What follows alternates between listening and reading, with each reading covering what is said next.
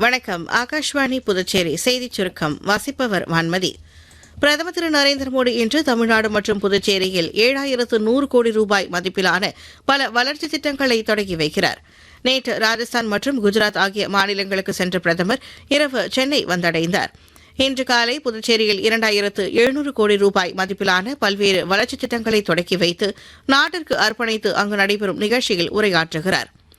ஈரானுக்கும் இஸ்ரேலுக்கும் இடையே அதிகரித்து வரும் பதற்றங்கள் காரணமாக இன்று 444 விமானங்கள் ரத்து செய்யப்படும் என்று எதிர்பார்க்கப்படுவதாக சிவில் விமான போக்குவரத்து அமைச்சகம் தெரிவித்துள்ளது.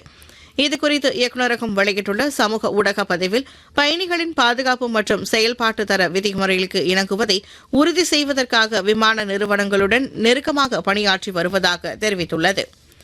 பிராந்தியத்தில் அதிகரித்து வரும் பதற்றங்களுக்கு மத்தியில் மத்திய வெளியுறவுத்துறை அமைச்சர் டாக்டர் எஸ். ஜெய்சங்கர் நேற்று வளைகுடா நாடுகளைச் சேர்ந்த உயர் அதிகாரிகளுடன் பேச்சுவார்த்தை நடத்தினார்.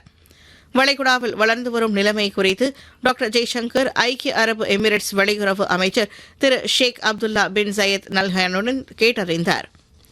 குவைத்தில் உள்ள இந்திய தூதரகம் அங்குள்ள அனைத்து இந்தியர்களும் எச்சரிக்கையாக இருக்கவும், பிராந்தியத்தில் நிலவும் பாதுகாப்பு சூழ்நிலையை கருத்தில் கொண்டு எல்லா நேரங்களிலும் விழிப்புடன் இருக்கவும் அறிவுறுத்தியுள்ளது. இந்தியர்கள் பாதுகாப்பு வழிகாட்டுதல்கள் மற்றும் ஆலோசனைகளை பின்பற்றுமாறு தூதரகம் தனது ஆலோசனையில் வலியுறுத்தியுள்ளது. தென்னிந்திய பகுதிகளின் மேல் நிலவும் வளிமண்டல கீழடுக்கு சுழற்சி காரணமாக தமிழகம், புதுச்சேரி மற்றும் காரைக்கால் பகுதிகளில் வறண்ட வானிலையே நிலவக்கூடும் என்று சென்னை வானிலை ஆய்வு மையம் தெரிவித்துள்ளது. இத்துடன் இந்த செய்திச் சுருக்கம் நிறைவு பெறுகிறது.